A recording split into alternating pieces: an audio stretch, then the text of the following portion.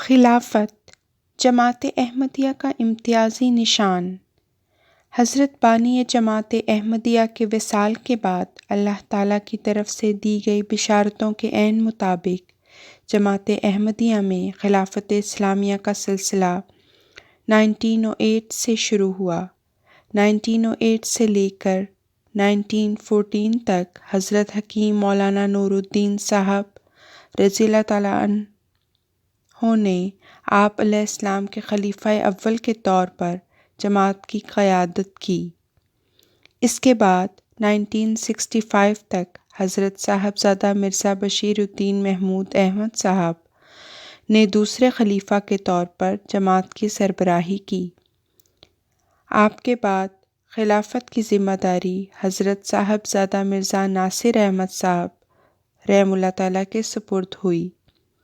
1982 میں آپ کی وفات پر حضرت صاحبزادہ مرزا طاہر احمد صاحب رحمہ اللہ تعالیٰ کو منصب خلافت عطا ہوا۔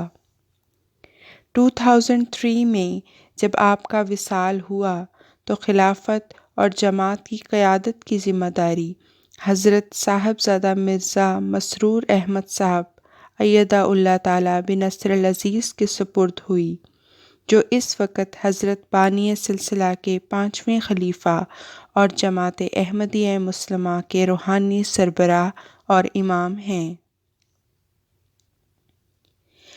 خلافت احمدیہ کا روحانی نظام قیادت، جو قرآن مجید کی سورہ النور کی آیت 56 میں مذکور ہے، جماعت احمدیہ کا ایک ایسا امتیاز ہے جو آج سارے عالم اسلام میں کسی اور جماعت کو حاصل نہیں۔ یہ امر یاد رکھنے کے لائق ہے کہ خلافت کا نظام موروثی نہیں، بلکہ اللہ تعالیٰ نے قیام خلافت کے نظام کو اپنے ہاتھ میں رکھا ہے۔ خلیفہ خدا بناتا ہے۔ جب جماعت مومنین کے نمائندہ افراد ایک خلیفہ کے وصال پر اکٹھے ہو کر اپنی آراء کا اظہار کرتے ہیں تو خدائی تصرف کے نتیجے میں وہی شخص خلیفہ کے طور پر نظروں میں آتا ہے جس کا انتخاب پہلے سے خدائی تقدیر میں ہو چکا ہوتا ہے، اور پھر اللہ تعالیٰ کی طرف سے ملنے والی مسلسل تائید و نصرت اس فیصلہ کو برحق ثابت کرتی چلی جاتی ہے۔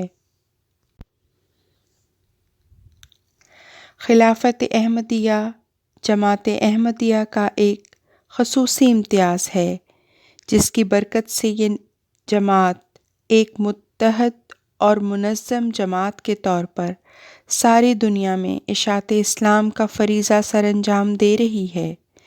اس وقت آپ علیہ السلام کے 5ویں خلیفہ برحق سیدنا حضرت مرزا مسرور احمد ایدہ اللہ تعالیٰ بنصر العزیز کی قیادت میں جماعت کا قافلہ بڑی تیزی سے عالمگیر غلبہ اسلام کی جانب گامزن ہے۔ یہ امر کس قدر خوشی اور شکر کا موجب ہے کہ جو لوگ اب تک مامور زمانہ کو پہچاننے اور جماعت میں شامل ہونے کی سعادت پا چکے ہیں، ان کی تعداد کروڑوں تک جا پہنچی ہے اور بتدریج ترقی پذیر ہے۔